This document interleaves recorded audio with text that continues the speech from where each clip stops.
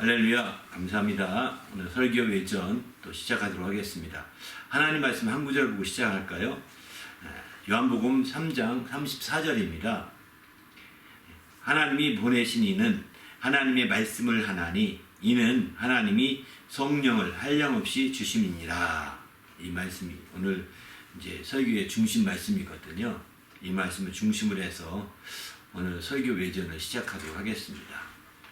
바로 이제 우리가 하나님의 증인이 되는 데 있어서 하나님께서 증인이 될 수 있도록 성령을 한량없이 주신다고 하는 전체적인 내용입니다.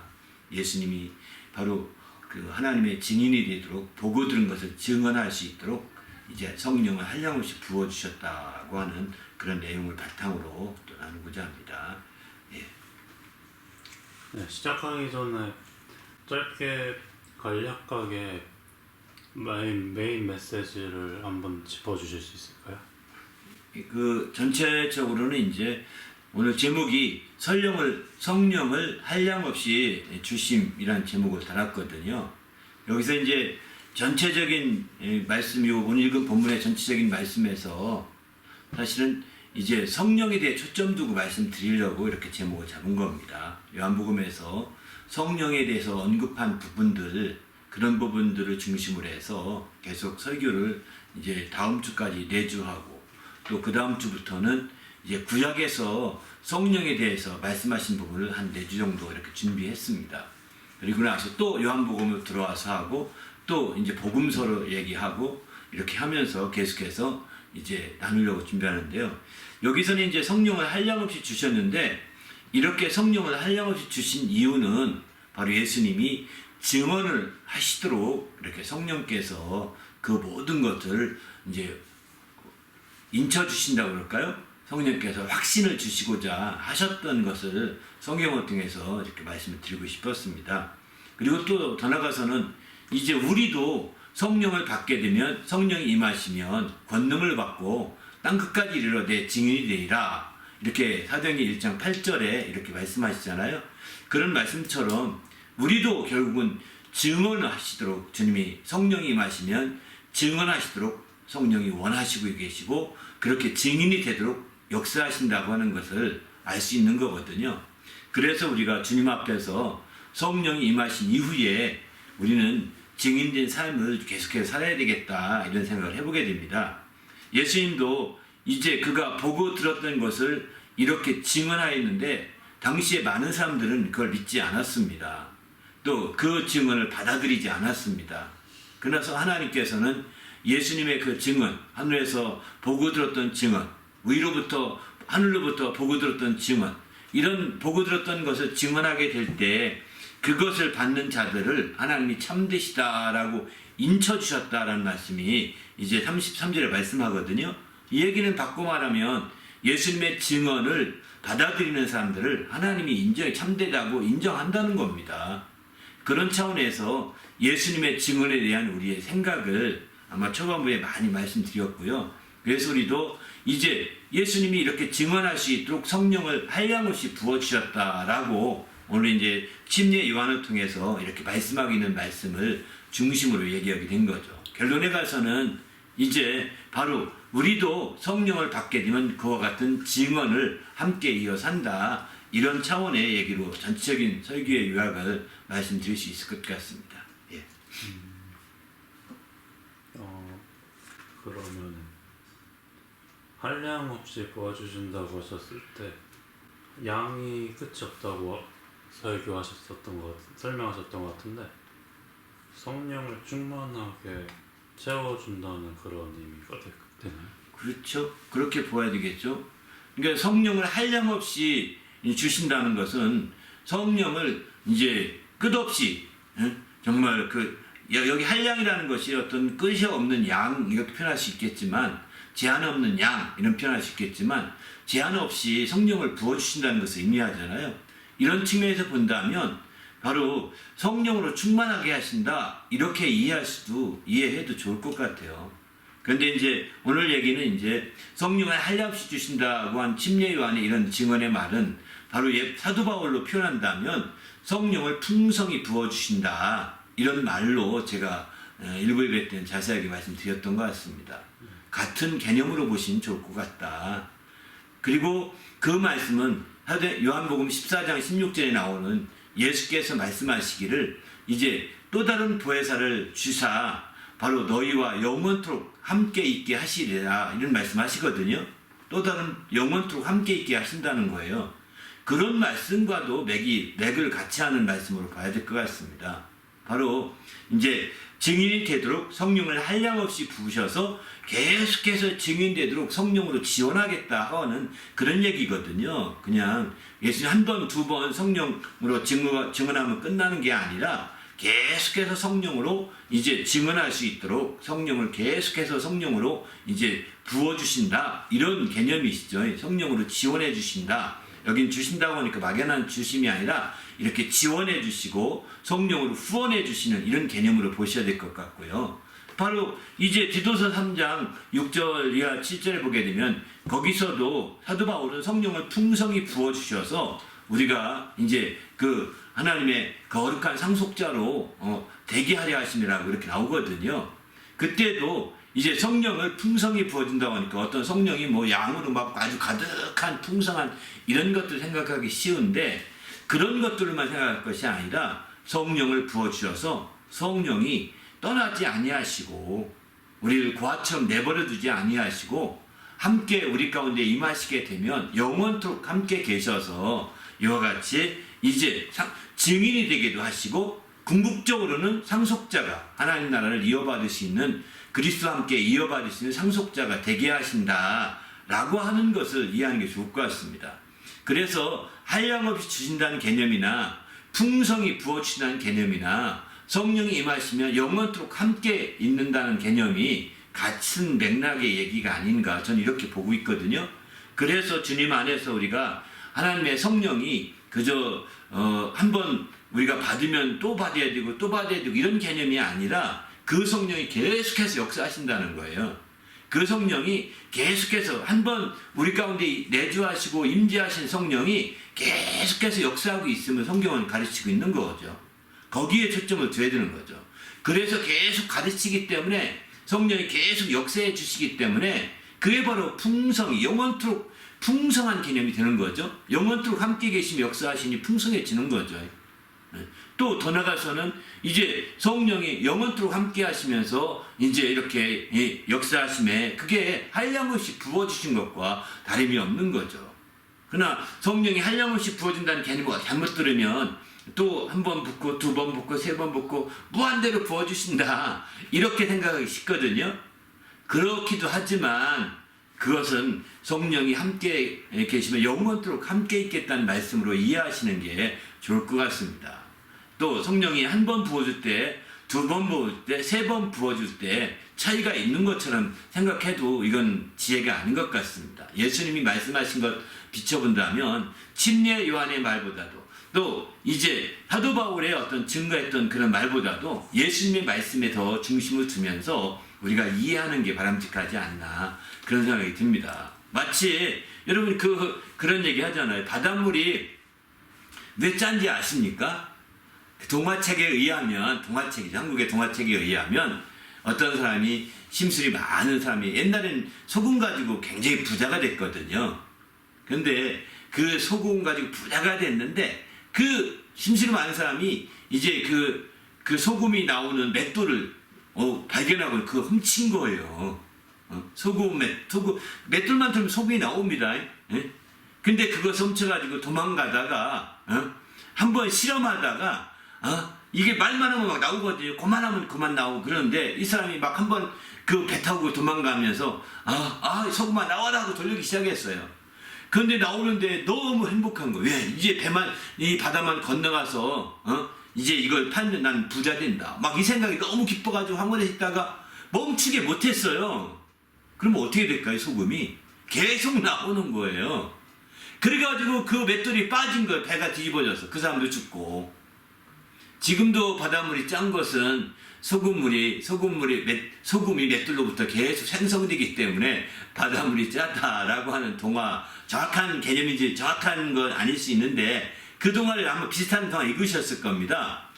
그런 것처럼 생각이 얼핏 떠오릅니다. 지금 왜 이 말씀을 드리냐면 성령이 우리와 함께 하시기 때문에 거긴 그 동화에서 그 욕심 부리는 그 사람이 욕심 때문에 스스로 망해간 거지만 이제 성령이 우리 가운데 임하시게 되면 영원토록 떠나지 않고 그분이 계시기 때문에 우리가 온전히 그분의 그 성령이 한량없이 부어주심을 함께 느끼고 풍성히 부어주심을 함께 느끼는 좋은 계기가 되는 거죠. 이유는 뭘까요? 바로 성령이 영원토록 우리와 함께 하시기 때문입니다. 할렐루야. 그래서 우리가 주님이 말씀하신 그 말씀과 지금 침례요한이 오늘 증거했던 본문의 말씀과 또 사도 바울이 증거했던 또 풍성히 부어주신다는 말씀이 같은 맥락으로 보시는 게 좋을 것 같습니다. 이번 설교 준비하시면서 새롭게 알게 된 말씀이 있을까요? 뭐 조금 전에 이제 설명도 드렸지만 이제 새롭게 저도 이제 두 가지 측면에서 말씀드릴 수 있을 것 같은데요. 한 가지는 이제 그 조금 전에 말씀드린 걸 다시 한번 조금만 더 언급한다면 바로 예수님의 그 오늘 그 마지막에서 두 번째 떠오르는 말씀이 그 말씀이었어요. 요한복음 14장 16절이죠. 바로 또 다른 보혜사를 너에게 주사 너희와 너희가 너희를 영원토록 떠나지 아니하신 너희를 영원토록 함께 있게 하려 하신다고 하신 그 말씀이 굉장히 생각이 들었어요. 설교 중에 일부 예배 설교하면서 그 말씀을 드려서 그 말씀을 중심으로 일부 예배에서 굉장히 많이 강조했던 것 같습니다. 그래서 지금도 그래서 다시 한번 그 말씀을 좀 더 강조 드렸는데 바로 침례 요한의 말, 사도 요한의 말 조금씩 보는 관점이 다르거든요. 한쪽은 이제 지속적으로 한량없이라는 측면에선 지속적으로 하는 측면이 많은 것 같고요. 지속적으로 끝까지 이런 측면이 많은 것 같고 또 풍성히 부어준다는 개념에서 본다면 성령의 역사가 아주 그 넉넉하게 너무 풍성하다는 건 넉넉하게 성령의 역사가 나타난다는 거죠. 그렇게 성령 역사가 일어나게 될 것에 대해서 얘기를 하고 있는 거죠. 그런 측면에서 본다면 우리가 이제 사도 바울의 그런 개념도 사실 틀리지 않은 거고요. 침례요한의 개념도 마찬가지로 틀리지 않은 거죠. 근데 그렇게 할 수 있었던 근본적인 그 원인이랄까 요소라고 할 수 있는 것은 성령이 우리를 떠나지 아니하시고 성령이 영원토록 함께 계시기 때문에 가능한 거거든요. 성령이 잠깐이다 떠난다고 한다면 그런 일이 이루어지기 어렵죠. 네? 그 맷돌이 없어진 거랑 똑같은데 뭐 물이 어찌 짤 수 있겠습니까? 불가능한 일이겠죠. 동화 얘기처럼. 근데 성령이 함께 계속해서 우리와 함께 계시기 때문에 그 한량 없이도 능히 가능하고 풍성하게 부어지는 능히 가능한 성령 역사라는 것을 바로 예수님이 영원토록 너희와 함께 있게 하신 그 성령의 역사가 굉장히 중요하구나 하는 것을 다시 한번 오늘 설교를 하면서 특별히 일부 설교를 하면서는 그 말씀이 크게 감동이 됐던 것 같습니다. 바로 주일 예배로 풀 버전으로 올린 설교에서는 그 말씀을 강조했습니다. 그래서 이제 거기 14장 18절을 보게 되면 이런 말씀도 있거든요. 고와 같이 너희를 버려두지 아니하리라 이렇게 말씀도 하거든요. 바로 함께 계셔서 우리의 보호자가 되시고 우리의 보혜사가 되셔서 고아처럼 버려주지 않겠다는 겁니다. 놀라운 일이죠. 아마 이렇게 얘기하면 아마 거꾸로 이런 질문을 할지도 모릅니다. 어떤 질문이냐면 그러면 주님이 성령이 우리 함께 계시면 우리가 죄를 범해도 함께 계시나요? 이렇게 할지도 모르고 우리가 지옥 가도 함께 계시나요? 이럴지도 모릅니다. 예? 아닙니다. 육신이 있는 동안 우리 성전 삼은 거거든요. 육신이 있는 동안 우리 영혼을 지성소로 삼으시고 성령이 거하시는 것이죠. 그런데 육신이 있는 동안 이제 그 모두 안 떠나신다는 거예요. 그러나 육신을 떠나게 되면 육신을 떠나면 우리 죽음이죠. 그때는 이제 바로 주님께서 모든 일을 정리할 수 있는 거죠. 그렇게 볼 수도 있고요. 더 나가서는 바로 성령께서 우리가 죄를 범할 때도 안 떠난다고 성경은 말씀하고 있거든요. 우리가 잘못하는 걸 보면 성령이 탄식하면서 우리에서 하나님 뜻대로 간구하신다고 로마서 8장에 이렇게 말씀하고 있지 않습니까? 그런 차원에서 본다면 성령께서 탄식한다는 거예요. 우리가 잘못하고 있을 때. 그렇게 탄식하면서 기도하고 간구하시는데 그 탄식하며 기도하고 간구할 때 그런 것들을 우리가 이제 모르는 거죠. 우리 육신에 사니까 성령이 안타까워하는 것을 모르고 결국은 그렇게 어려움에 빠지게 되는 거죠. 그 혼란이 우리가 극복해야 되는 거죠.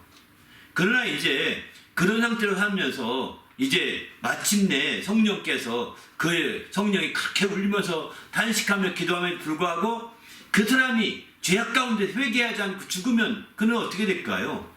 그거에 대해서는 우리가 사실 알 길이 없습니다. 성령이 임하실 때는 나름대로 그의 믿음을 보시고 임하신 거거든요.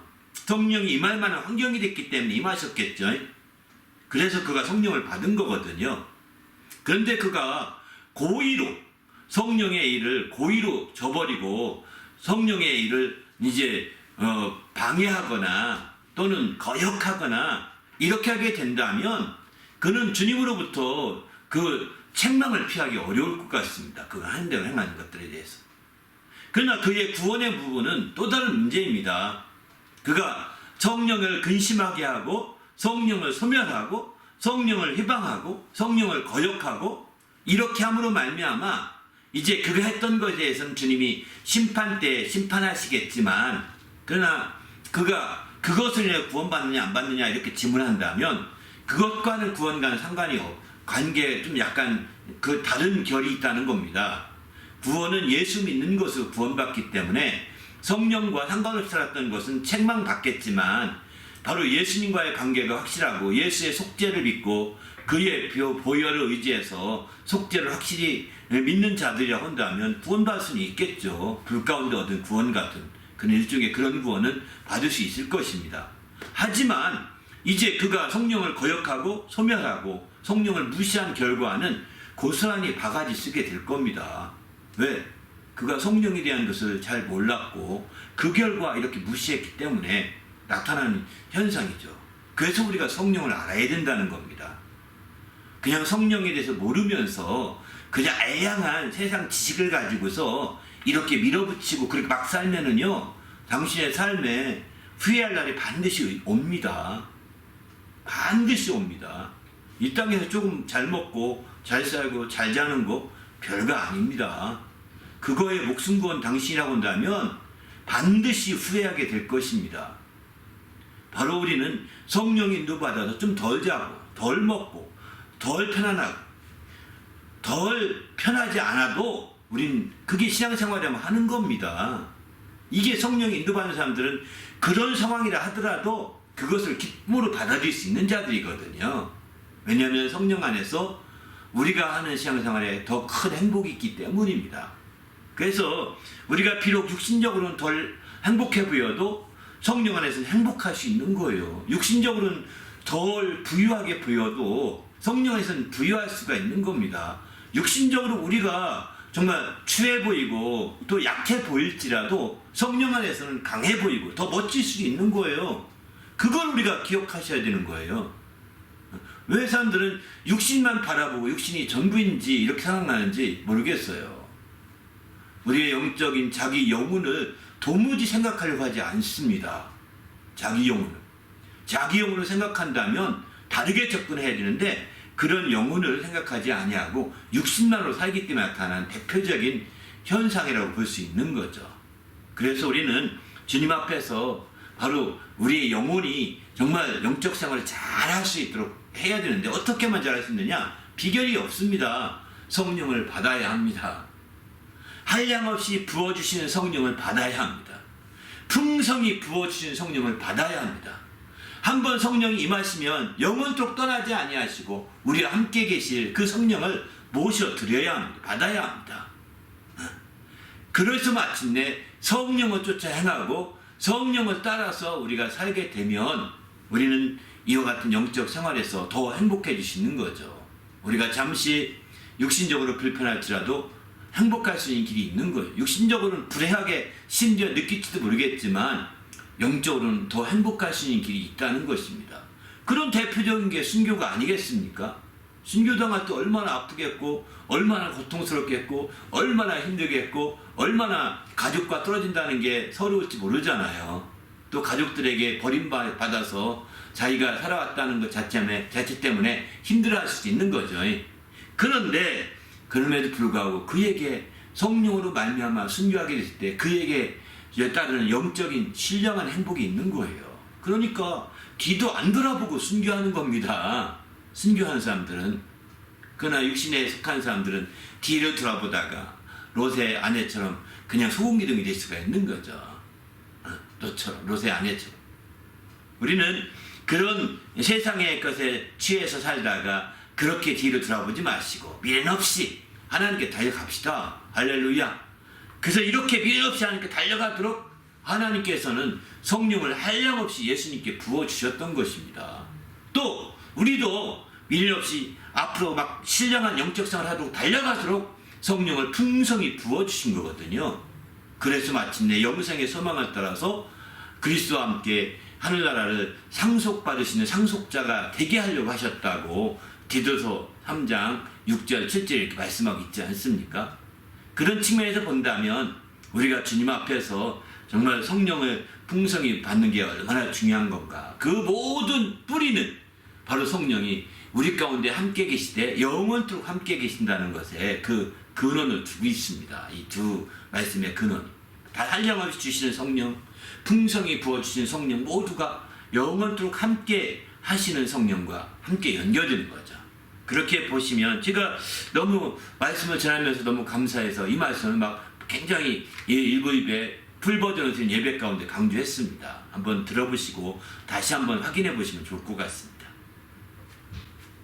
방금 말씀하신 예수께서 성령을 받고 침례요한을 통해 침례를 받고 공생을 시작하셔서 증인이 되셨는데, 그리고 또 우리가 성령을 받고 권능을 받아 땅끝까지 증인이 되리라 하셨었는데, 그러면 이 두 우리가 하게 될 증인의 역할과 예수님이 하시는 게 차이가 어떻게 되나요?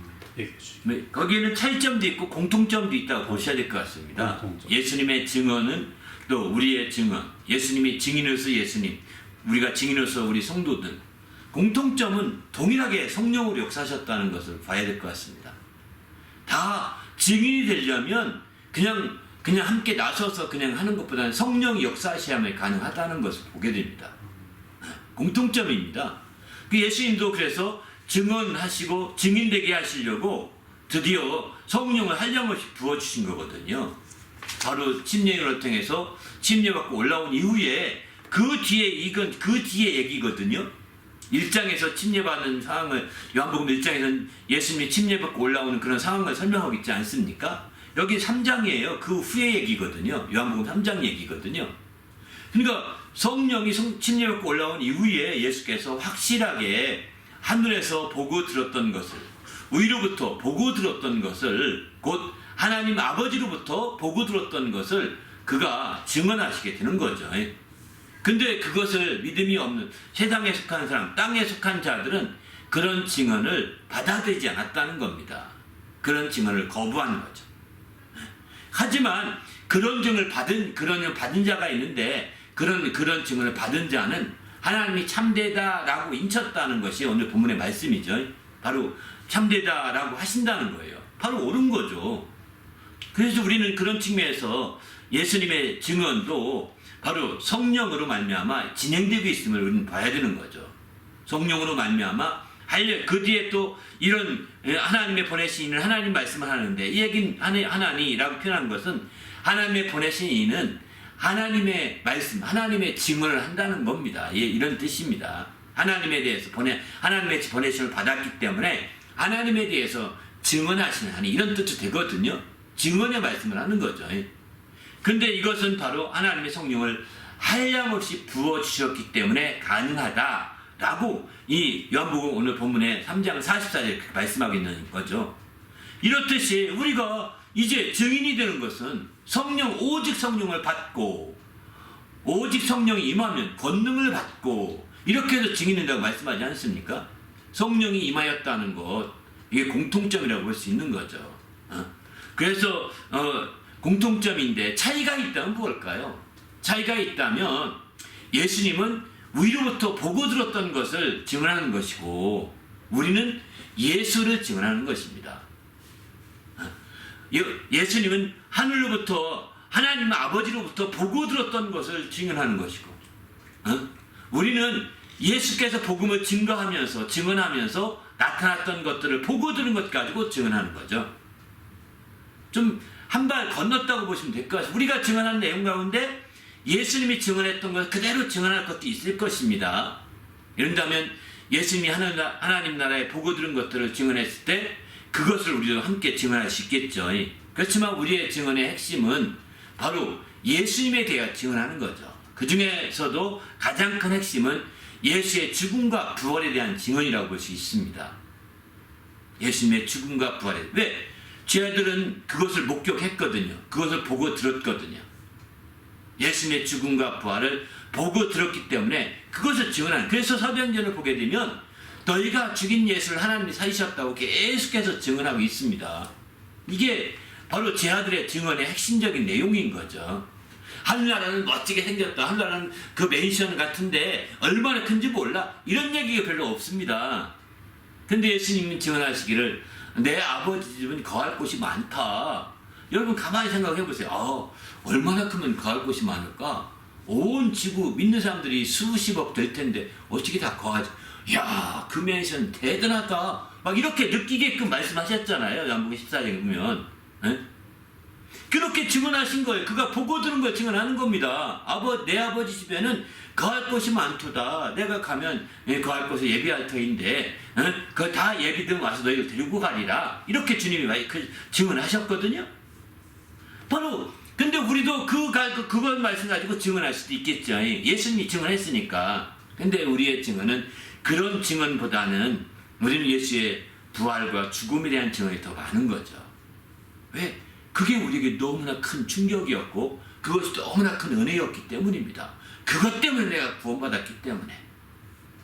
이제 하나님 나라에 그 우리가 거할 처소가 얼마나 큰지 어마어마한 규모인지 이런 얘기는 성경 공부 시간이나 가끔 한두 번 얘기하는 것이지 우리의 복음에서 그거 하다 보면 사람들은 이상하다 말할지도 모를 거예요. 그죠? 저 사람들 이상한 거 가지고 막 그런다. 이렇게 얘기할지도 모른다고요. 성경 공부 시간에 바로 하나님의 거할 처소가 이렇대라고 이제 일천쪽을 가고 하는 그런 성경을 보게 되면 나오잖아요. 새 예루살렘 성이 내려올 때 그 규모가 보이잖아요. 이런 거 보면서 우리가 거할 것을 좀 더 성경 공부 차원에서 파고 들어가는데 근데 그건 몰라도 구원받을 수 있습니다. 이해되시죠? 그거 몰라도 예수를 믿으면 구원받으니까요. 이 핵심의 우리의 복음의 핵심은 그런 정말 어마어마한 그런 스토리를 얘기하는 것이 아니라 예수님이 우리를 위해서 죽으셨고 근데 그의 죽으심을 그 무지한 상태로 죽으셨기 때문에 하나님이 그를 살리셨다. 그러면 예수님 죽은 건 무엇이냐? 우리 죄를 대신 그분이 짊어지고 죽은 것이다. 그것을 믿으면 우리의 속죄함을 확신을 받게 되는 것이고 그분이 부활하신 것이 바로 우리의 죄를 짊어졌다는 증거가 되는 것이다. 그래서 그 부활을 전하는 것이죠. 그래서 제 아들은 정말 그 예수님의 죽음과 부활에서 계속해서 증거하고 이것이 우리의 복음의 핵심으로 사도 바울도 말하지 않습니까? 바로 예수께서 십자가에 죽으신 것과 그가 부활하신 것을 증언한다고 그것을 믿으면 마음으로 믿어 구원에 이르고 입으로 신하여 마음이 의에 이르고 입으로 신하여 구원에 이른다고 로마서 10장에서 말씀하잖아요. 이처럼 증언의 내용이 조금 다를 수는 있을 것입니다. 그런데 공통점은 모두 다 성령으로 이루어지고 있다는 거죠. 그게 이제 가장 큰 공통점이라고 볼 수 있는 거죠. 그 1부 때 설교하실 때 프로시케라는 단어를 얘기하시면서 기도를 할 때 하나님 뜻대로 하는 기도를 할 때 성령께서 오셨다. 그러니까 예수께서 이제 성령에 대해서 1장에서 사도행전 1장에서 성령을 기다리라 이렇게 해놓고 몇 날이면 뛰어 성령으로 침례를 받으리라 이렇게 한 후에 마지막 다시 한번 이제 성령이 임하시면 권능을 받고 너희가 땅끝까지 내 증인이 되리라 마지막으로 이 말씀을 남기신 후에 예수님이 승천하시거든요. 그리고 나서 제 아들은 그 두 말씀을 바탕으로 해서 그들이 마가다락방 모여서 기도하기 시작하게 되는 거죠. 사도행전 1장 14절에 보게 되면 그들이 마가다 앞에 모여서 그때 기도합니다. 정말 오로지 기도하기에 힘썼다고 했습니다. 오로지 기도하기 힘썼다고 개역 개정 성경이 이렇게 말하고요. 개정판 성경에서는 전혀 기도에 힘썼다고 했습니다. 전혀 기도에 힘썼다. 그러니까 개역 성경을 보면서는 그 말을 이해 못했습니다. 전혀라고 한다면 되게 부정적으로 나와야 되고 전혀 아니다. 이게 이렇게 나와야 얘기인데 여긴 전혀라고 하는 부사를 넣으면서 긍정으로 끝나거든요. 그 문장에 개역 성경을. 그래서 저는 항상 그거 말씀이 궁금해서 그 말씀을 찾아봤는데 그 전이라는 단어가 개정판 성경에서는 오로지라고 이렇게 번역이 됐더라고요. 그 말이 오로지라는 말이 맞는 것 같습니다. 바로 부정적인 그 전혀라 강조하려고 그렇게 했던 것 같은데 오로지 아주 거기에 걸몰하게 집중해서 기도했다는 걸 말하고 있는 것이죠. 그때의 기도에 전혀 힘썼다고 했는데 그 기도할 때 그 기도가 프루슈케입니다. 프루슈케예요. 이 프루슈케는 우리가 알다시피 하나님의 뜻대로 헌신하는 기도를 그렇게 말하게 됩니다. 그들이 예수님 앞에 말씀 들었던 성령을 기다리라 해서 기다리면서 무슨 기도 하겠습니까? 하나님, 내 가족들 어떻게 궁금합니다. 우리 가족들 착하게 봐주세요. 아, 우리 아들 궁금한데 이런 기도 하지 않았을 거라는 거예요. 왜? 주님이 부탁하신 말씀이 있거든요. 그러니까 거기에 초점 두고 간절히 기도했을 거라고 볼 수가 있는 거죠. 거기에 중심을 두고 간절히 기도했다. 이렇게 볼 수밖에 없는 거죠. 그래서 그렇게 함께 초점을 두고 간절히 기도한 결과 그들은 뭐냐? 이제 열흘 만에 그렇게 기도하기 열흘 동안 기도했더니 마침내 응답을 받게 됩니다. 그러니까 우리가 거기서 그들이 기도했던 것은 프리스케라고 하고 일반적으로 우리가 기도하는 것은 헬라어 단어로 뭐라고 쓰냐? 데시스라고 합니다. 데시스. 이 단어는 우리의 소원을 아리는 기도예요. 육신적인 소원을 아리는 기도입니다. 일반적인 기도할 때 기도한다는 것때 이 단어예요.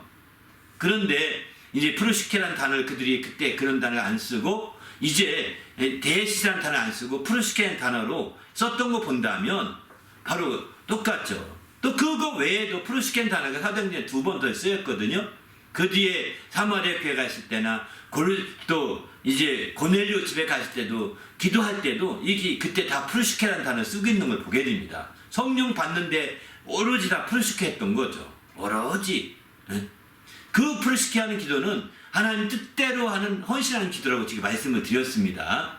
바로 하나님의 뜻을 이루고자 하는 간절한 기도였던 거죠. 내 뜻보다는, 내 생각보다는, 내 뜻보다는 하나님 뜻이 이루어지기를. 그래서 주님이 원하시는 일들, 곧 성령이 임해서 성령으로 말미암아 모든 일이 진행되도록 간절히 그들이 소망을 두었던 거죠. 그렇게 하게 되니까 그들에게 성령이 임했던 거죠. 만일 그들이 지금 내 아들 딸들 걱정하면서 우리 부모님 아파서 그냥 떼놓고 왔는데 어떻게 될까 막 이런 고민하면서 그런 고민 기도했다면 아마 성령이 임하기 어려웠을 것입니다. 데시스 기도했다면 쉽지 않았을 겁니다. 성령이 임하는 기도가 되려면 자기 육신인 것을 잊어버리고요. 거기에 몰입해야 되는 겁니다. 하나님의 뜻에 그렇게 집중해서 들어가야 성령이 역사하는 것이지 그저 생각하고 저는 성령 받도록 한국에서 있을 때 저희 학생 때 성령 받기 위해서 막 기도하자 막 하고 별일 많았었거든요. 저도 성령 받고 싶어서 성령 받기 위해서 많이 기도했는데 여러 번 기도해도 성령이 임하지 않았습니다. 왜 안 될까? 안 되는 이유가 뭘까? 저는 굉장히 궁금했고요. 굉장히 뭐였어요. 그런데 가만히 저 자신을 돌아보면서 나중에 어느 날 정말 주님 앞에 오로지 몰두하고 막 하나님 뜻대로 살게 되고 막 기도하는데 갑자기 혀가 막 돌아가더라고요. 막 이렇게 기도하는데 혀가 확 돌아가면서 막 제가 말이 안 나와요. 우리 말이. 예? 그래서 이게 방언인가 보다. 나 그때부터 그걸 알게 되었고 그래서 그때부터 저는 방언을 그 전까지 성령 받으면 방언 받는다 해가지고 방언 받으라고 해서 막 따라하게 되고 할렐루야 하기도 하고 별짓 다 해봤는데 안 됐습니다. 안 됐어요. 왜 안 됐지 하고 그때 그렇게 성령을 제가 기도하는 가운데 오로지 프루시케 하는 기도하면서 저는 그때 프루시케 하는 기도였어요. 나 성령을 받아서 하나님 뜻대로 살고 싶어서 하는데 왜 안 주시냐고. 정말 하나님 뜻대로 살고 성령을 받게 해달라. 근데 어느 순간에 확 뒤집어지더라고요. 근데 그때 기도하던 것과 그 전에 기도하는 것을 이렇게 비교해보면서 제가 깨달은 건 뭐냐. 앞에 기도할 때는요, 성령을 받으면 방언 어떻게 할까 궁금해. 방언 어떻게 할까. 할렐루야 하는 거 시킨 대로 했죠. 할렐루야 방언 어떻게 하지? 안 되는데. 할렐루야 안 되는데. 왜 할렐루야 하라고 했을까? 이렇게 속으로 생각을 하면서 하는 거예요. 방언을 말하고 싶은 그런 간절함은 있지만 이제 제 자신이 집중적으로 하나님께 몰두하지 못하는 거예요. 오로지 기도에 힘쓰지 않았던 거죠. 제 생각이 쌩쌩한 생각이 살아있었고 그 생각으로 환경과 상황을 보고 혹시 이 사람을 저 사람은 방언하네. 근데 왜 안 되지? 하면서 또 막 할렐루야만 하고 있는 겁니다. 안 되는 거예요.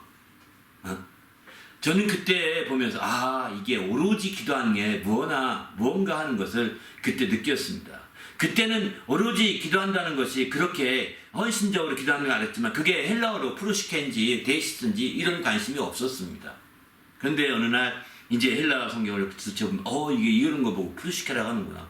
또 프루시케라는 단어를 찾아보니까 또 다른 데 사용 용례가 2번 더 나오더라고요. 거기서 다 공통점은 성령을 받는데 프루시케 했던 거예요. 성령을 받으려면 바로 프루시케 해야 돼. 왜 이 말씀이 중요하냐면 성령을 막 한량없이 부어주시고 성령을 풍성히 부어준다고 하시니까 가만히 있어도 성령을 받는 것을 오해하면 안 됩니다.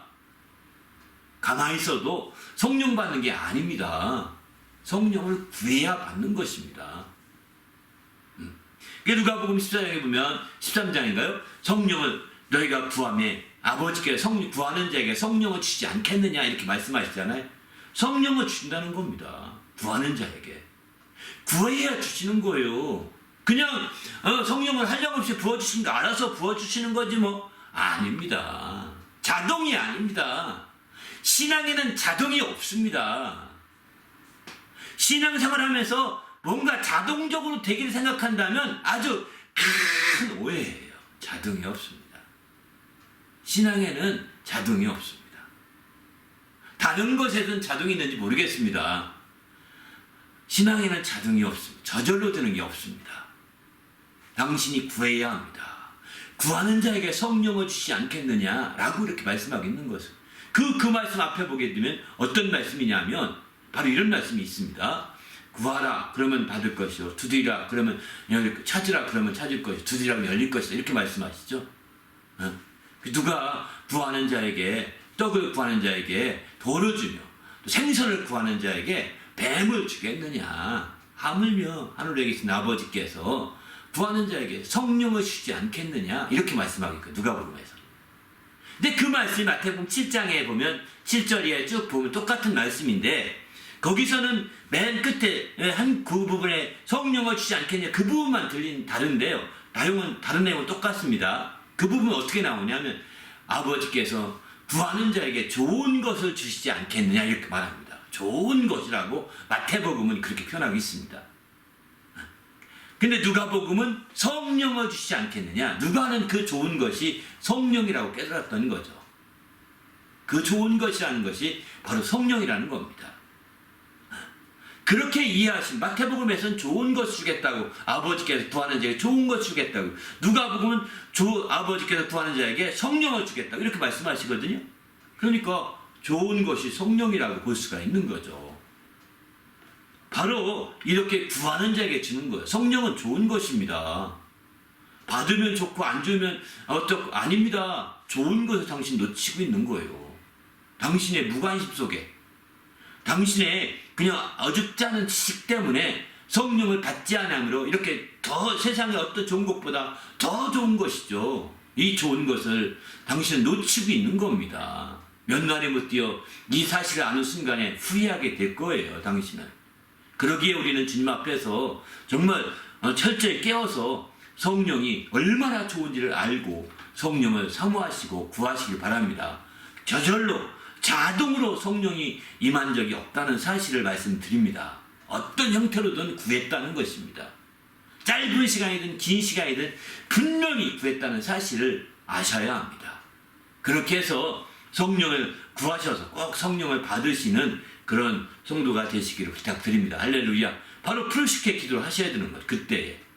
그냥 이거 주시면 좋고 안 주시면 말고 하는 그런 식의 기도, 이게 바로 데이시스 기도거든요. 그러나 이 프로시케는 주의 뜻대로 하는 기도입니다. 하나님, 성령을 주셔서 주의 뜻을 이루게 해 주시옵소서. 성령으로 말미암아 땅끝까지 증인되게 하여 주시옵소서. 성령으로 말미암아 내가 살게 해 주시옵소서. 성령으로 말미암아 육신의 소욕을 끊어버리고 제어하게 해 주시옵소서. 막 이런 간절한 마음들이 주님 앞에 막 솟구쳐야 되는 거죠. 그래서 구하는 거예요. 그렇게 프로시케 하는 사람들에게 성령은 반드시 좋은 것을 주신다라고 이렇게 약속하고 있습니다. 그냥 한량없이 주시고 풍성히 주시니까 너도 하나 받아먹고 떨어지고 너도 하나 받아먹고 떨어지고 너도 하나 받아먹고 떨어지고 이렇게 되는 것 같이 생각한다면 아주 큰 오해입니다. 오산입니다. 그렇게 되지 않고 주님 안에서 정말 주의 큰 은혜를 받으시기를 꼭 부탁을 드립니다. 할렐루야. 주님 앞에 정말 귀한 축복을 누리는 성도가 되시기를 예수님의 이름으로 부탁을 드립니다. 할렐루야. 또 질문이 있나요? 그러면 이번 설교 준비하시면서 새롭게 알게 되신 일 있으실까요? 뭐 특별히 새롭다라기보다는 저는 이제 아까 조금 전에 언급했던 것처럼 이제 예수님이 증인된 것과 우리의 증인된 부분에 대해서 이 사도행전 1장 8절 말씀은 이번 설교에서는 항상 이렇게 연결되지 않았었거든요. 제가 설교 준비한 때는 아마 자료를 보낸 자료에 나오지 않는 말씀이거든요. 근데 오늘 2부 설교하면서 그 말씀이 반짝 이렇게 스치고 성령께서 기억나게 해주신 걸 느꼈습니다.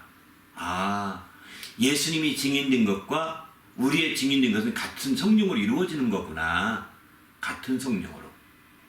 이것을 깨닫게 되면서 아하, 성령의 역사는 그래서 너무 중요한 거다라고 하는 것을 이렇게 깨달으면서 이 부분을 내가 강조 안 했었네 하면서 2부 설교를 통해서는 좀 시간을 거기에 좀 많지는 않지만 몇 분 정도 더 이렇게 배려했던 것 같습니다. 하나님이 그렇게 깨닫게 해주셔서 이렇게 설교예요. 사실은 저는 이번 설교도 지난주 주일에 설교에 준비하고 한 주 동안 설교로 이렇게 계속 묵상해보고 또 계속 말씀을 또 기억나게 하시고 기도 중에 생각나는 것은 자꾸 적어놓고 이렇게 계속 했거든요. 근데 그렇게 했는데 그래도 불구하고 또 설교 중에 또 기억나게 하신 말씀이 있다고요. 놀랍지 않습니까? 저는 설교를 하면서 이거는 성령의 역사다. 저의 지식으로 그냥 제가 이렇게 이미 써놨으니까 이거 쓴 것만 얘기해서 한 40분 할 수 있거든요. 그런데 정말 이게 쓴 거대로 하지 아니하고 바로 이렇게 막 설교하다 보니까 그런 측면에서 성령이 크게 감동해 주시고 생각나게 하시고 기억나게 하시는 걸 많이 봅니다. 정말 마지막으로 질문한 것처럼 마지막으로 성령이 깨닫게 해주셨던 그런 말씀들은 사도행전 1장 8절 말씀이 정말 예수님이 증인된 것 같은 맥락의 얘기구나 하는 것을 알게 되면서 우리가 꼭 성령을 받아야 되겠구나. 우리가 꼭 성령의 사람이 되야겠구나. 성령으로 난 사람, 지난 시간에 성령으로 난 사람에 대해서 말씀드렸죠. 지난 주일에는 성령으로 거듭난 사람이 꼭 돼야 되겠구나 라는 생각이 들었습니다. 그렇지 않게 되면 증인되기 어렵거든요. 왜? 이 증인은 우리가 알다시피 목숨을 내는 거거든요. 그래서 증인이라는 단어가 순교자라는 단어예요. 순교자라는 단어와 헬라어의 순교자라는 단어와 같은 단어를 쓰고 있는 거예요. 그만큼 우리가 바로 증언한다는 것 자체가 목숨 내는 거거든요. 어디 가서 증언하는데 어디가 내가 그 증언 때문에 내가 피해볼 수 있습니다. 그럼에도 불구하고 우리가 사실을 분명히 직시하게 하려고 증언하잖아요. 정직하게 참말을 하지 않습니까?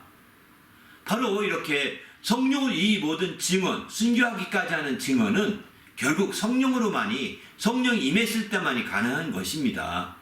성령이 임하지 않으면 이와 같은 증언이 되기 어렵습니다. 오히려 그저 인간적인 얘기하다가 끝나버리고 논쟁으로 끝나버릴 가능성이 있는 거죠. 그러나 성령께서 이렇게 역사하시는 증언을 하시게 되면 바로 그런 부분들을 능히 극복하고 나갈 수가 있는 거죠. 우리도 주님 안에서 성령으로 충만해서 이런 증언이 되시기 바랍니다. 증언하시는 참된 증인, 곧 순교자, 목숨을 건 증인이 돼야 되는 거죠. 그것을 누가 책잡아서 내 목숨을 구하면 나는 가는 겁니다. 나는 뭐 그거에 대해서 내가 증언했던 것을 부정할 수가 없거든요. 순교하기까지. 그래서 앞선 시간에 말씀드렸지만 이제 바로 증언하기 위해서는 꼭 내가 그 순교자는 어떤 자세가 필요하냐면 순교의 기회가 내일 있다고 생각하면 순교 못합니다. 마지막 순교의 기회다. 이 생각해야 순교할 수 있거든요. 증언할 때마다 이건 마지막 기회다라고 생각하셔야 증언할 수 있게 됩니다. 마지막 기회라고 보셔야 되는 거죠. 이 마지막 기회를 놓쳐버리면 다음에 증거할 기회가 없어요. 순교자가 그 순교할 기회를 놓쳐버리고 후회하는 사람 많이 봤습니다. 그 중에 대표적인 분이 한경지 목사님, 한국의 유명한 목사님이잖아요. 다 아는 목사님인데 영락교회 목사님 하시다가 이제 소천하셨죠. 그분이 유명한 기독교계의 노벨상이라고 표현하는 템플턴 상을 받고서도 그가 기뻐하지 않았던 것은 나는 순교의 길을 놓쳤다. 나는 죄인이다. 이 마음이 그에게 지워지지 않는 겁니다. 그가 신라챔배를 하지 않고 그때 우물우물하는 가운데서 넘어와서 마침내 이제 이렇게 큰 교회까지 세워서 최고의 장로교회를 세웠지 않습니까? 당시만 하더라도. 그럼에도 불구하고 그는 나는 죄인이다라고 물론 겸손해서 한 말씀이기도 하지만 순교의 길을 놓쳤다는 것이 그에게 아주 가장 마음 아프게 했던 그런 거였거든요. 그러나 이제 그 비슷한 나이 또래에 있던 주기철 목사님은 순교하지 않았습니까? 순교하지 않았습니까? 순교해서 그는 정말 아무것도 잃은 것이 없어요. 그가 그렇게 큰 교회, 산정의 교회를 했지만 그 산정의 교회가 그 쬐끄만 교회로 지금 남아 있습니다. 내려와서 그렇게 되고 말았거든요. 거기에 있던 사람들이 한국으로 내려와서 거기 산정의 교회를 다시 세웠는데 별거 아니더라고요. 그리고 그들은 주기철 목사님 그렇게 생각지도 않고요. 그러나 주기철 목사님이 그 순교를 얼마나 부러워했는지 이루 말할 수가 없다고요. 이처럼 마지막 기회처럼 해야 됩니다. 증거는 마지막 기회 같이 해야 됩니다. 이 사람은 오늘 마지막이다. 오늘 안 하면 다음에 언제 올지 모른다. 지금 해야 된다. 이런 마음 가지고 증언을 해야 되는 거예요. 그런 자세가 돼야 참된 증인이 되는 것이죠. 그런 자세가 아니면 참된 증인이 될 수 없습니다. 또 두 번째, 세 번째가 또 있는데 이걸 알고 싶으면 지난번 이제 그 지난주에 설교회전을 꼭 좀 들어보시길 바랍니다.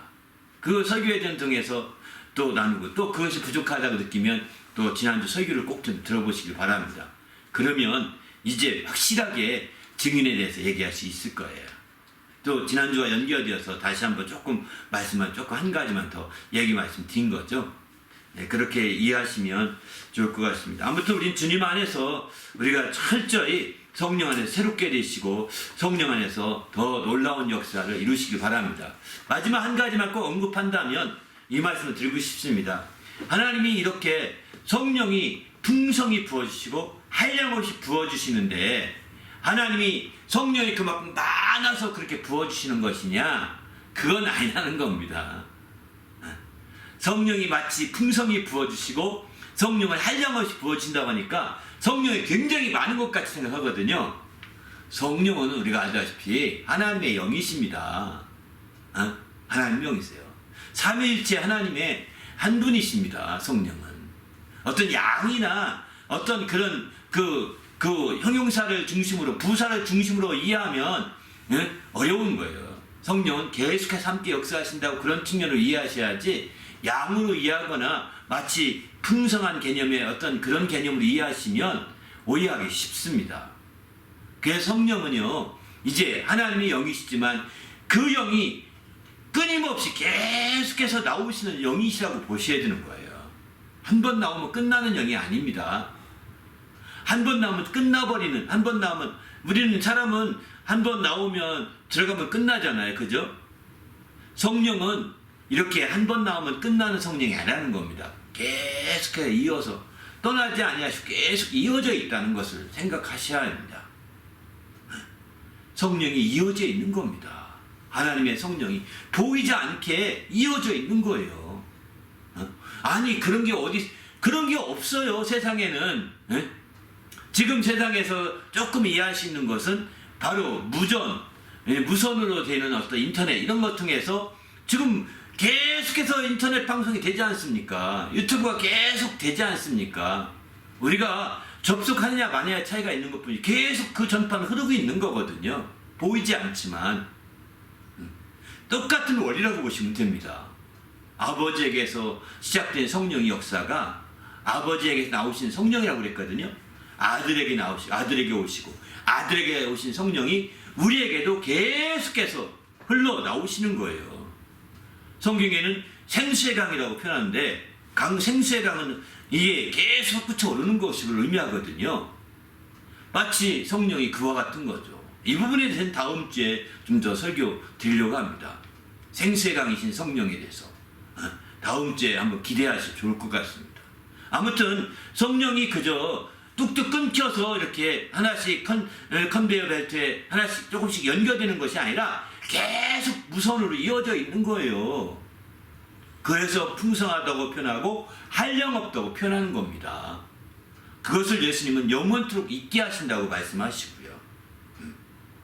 그런 차원에서 우리는 성령의 역사, 성령을 주신다고 할 때 그렇게 이해하셔야지 우리가 떡 하나 주면 딱 끊어지고 또 하나 먹고 또 하나 먹고 또 하나 먹고 이런 식으로 성령 받는 게 아닙니다. 그런 식으로 성령 받는 것처럼 오해한다면 큰 문제가 됩니다. 이제는 그래서 그렇게 하나님께서 성령을 한량없이 풍성히 이렇게 성령을 주시는 것은 목적이 여기 말씀드렸죠. 바로 그것을 통해서 알게 하고자 했던 것은 우리 주님이 우리와 함께 계시면 알게 하는 것이죠. 바로 우리가 그 안에 거하고 그가 우리 안에 거하시는 것을 아느니라. 성령을 주심으로 알게 한다는 거예요. 성령을 받음으로 그걸 알 수 있다는 것입니다. 그러니까 성령 받는 게 선택이 아닌 겁니다. 주님이 우리 안에 거한다는 사실을 당신이 아십니까? 확신이 있으십니까? 내가 주님 안에 거한다는 것에 대해서 확신을 하십니까? 부족하시죠? 성령을 받으셔야 되는 거예요. 그래 성령을 우리에게 주시는 거거든요.